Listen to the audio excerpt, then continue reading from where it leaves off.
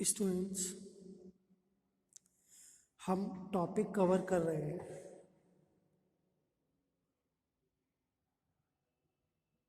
नल space, range,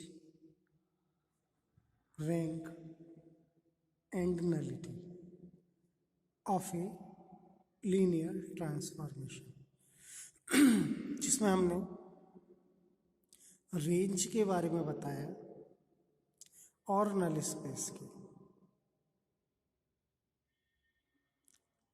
तो कोई एक लीनियर ट्रांसफॉर्मेशन है टी जिसका domain V, codomain W।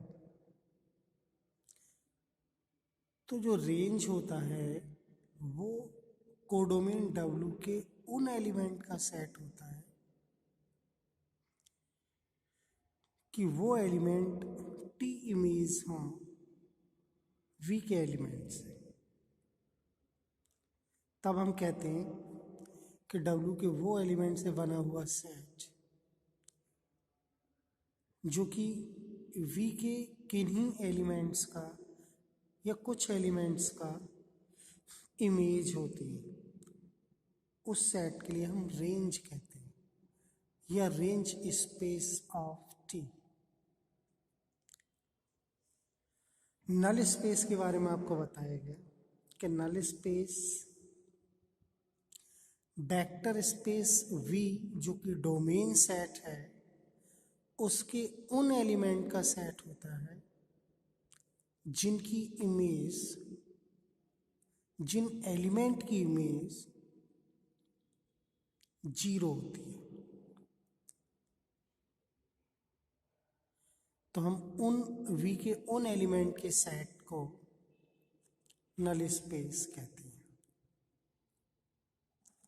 Null space of linear transformation. उसके बारे में बताया हमने रैंक क्या होती है। किसी ट्रांसफॉर्मेशन की रैंक उस रेंज स्पेस के डायमेंशन होती है। और डायमेंशन क्या होती है कि उस वेक्टर स्पेस की बेसिस में जितने भी नंबर ऑफ एलिमेंट होते हैं उनको हम डायमेंशन कहते हैं। इसका मतलब ये हुआ कि रेंज स्पेस की बेसिस में जितने एलिमेंट्स हैं उन एलिमेंट की संख्या को या नंबर को हम रैंक कहते हैं। ठीक ऐसे ही नलिटी क्या होती है? नलिटी नल स्पेस की डायमेंशन होती है। नल स्पेस की जो डायमेंशन होती है वही नलिटी होती है। या हम दूसरे शब्दों में ये कहें कि नल स्पेस की बेसिस में जितने एलिमेंट्स होते हैं, the number of elements in basis of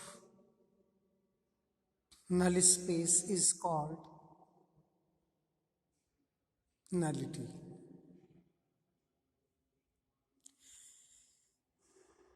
okay, अब हम इन्हीं 4 पॉइंट्स पर डिपेंड क्वेश्चन सॉल्व कर रहे हैं। देखिए, जिसमें हमें रेंज स्पेस फाइंड करना है। आपको एक लीनियर ट्रांसफॉर्मेशन गिवन है जो कि आप देख रहे हैं Tx1, x2 is equal to x1 plus x2, x1 minus x2, x2। इसको हमने इक्वेशन नंबर 1 दिया। तो ये हमें गिवन है। अब इन्होंने ये कहा है कि इस लीनियर ट्रांसफॉर्मेशन की रैंक बताइए। रैंक के लिए हमें इस रेंज स्पेस की डायमेंशन फाइंड करनी होगी। डायमेंशन के लिए बेसिस चाहिए, तो देखिए let the basis elements of R square R. आप जानते हैं बेसिस के एलिमेंट्स किस टाइप के होते हैं। E1 is equal to 1 0 and E2 equal to 0 1। ये आर स्क्वायर है ना, स्क्वायर मीन्स 2 पावर है इसकी, तो इसकी बेसिस में 2 एलिमेंट्स होंगे, 1 0 0 1। एक को हमने E1 लिखा, दूसरे के लिए E2। TE1 is equal to T1 comma 0, और ये T1 कॉमा 0 की वैल्यू हमने यहाँ से फाइंड की इक्वेशन 1 से। मतलब x1 की जगह पर हम 1 लिखेंगे, x2 की जगह पर 0, और इस पूरी ट्रिपलेट में जो दिया हुआ है इसमें लिखेंगे। और हमने यहाँ शो किया है, देखिए 1 + 0 1 - 0 0, सॉल्व हुआ यह है। TE1 हो गया, TE2 T0 कॉमा 1। x1 की जगह 0 लिखेंगे, यहाँ x2 की जगह 1। यहाँ लिखा हमने इसमें, और ये आया आपका 0 + 1 1 -1 1। इसका मतलब ये हुआ कि जो बेसिस है TE1 TE2, basis of range space जिसमें 2 एलिमेंट्स हैं, basis of range space 1 1 0 1 -1 1। Basis में जब 2 एलिमेंट्स हैं तो इस रेंज स्पेस की डायमेंशन हुई 2, और जो रेंज स्पेस की डायमेंशन होती है वही आपका क्या होता है, रैंक होता है, rank of linear transformation. Okay, तो यहाँ हमने एक ट्रांसफॉर्मेशन दी हुई थी, और हमें उस ट्रांसफॉर्मेशन की रैंक फाइंड करनी थी। इसके लिए हमने रेंज स्पेस की डायमेंशन को फाइंड किया, मींस रेंज स्पेस की बेसिस फाइंड की, जो कि बेसिस आप देख रहे हैं, रेंज बेसिस ऑफ RT, जिसमें 2 एलिमेंट्स हमें मिले। It means rank of T is equal to 2। Next question है,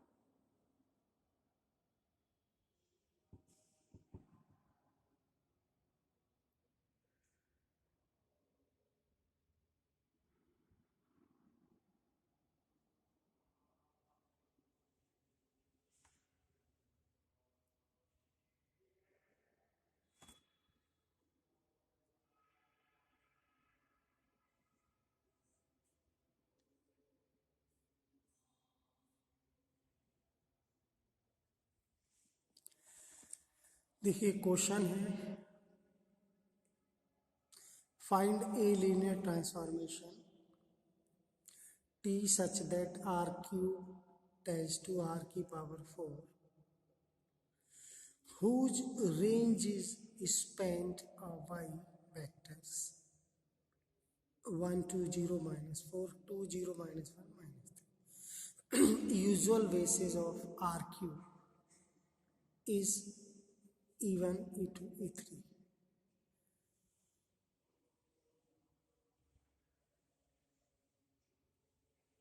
मतलब हमें यहाँ लीनियर ट्रांसफॉर्मेशन फाइंड करनी है जिसकी रेंज स्पेंड होती है इन 2 वेक्टर्स के द्वारा, और बेसिस यूजुअल बेसिस हमें दी हुई है RQ। इन डोमेन्स स्पेस की।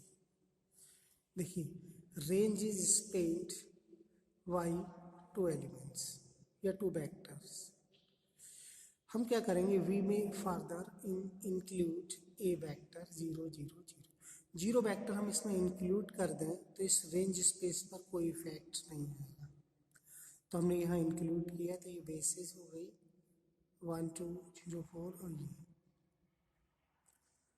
किसकी, r की पावर 4 की, क्योंकि 4 पॉइंट्स हैं इसमें।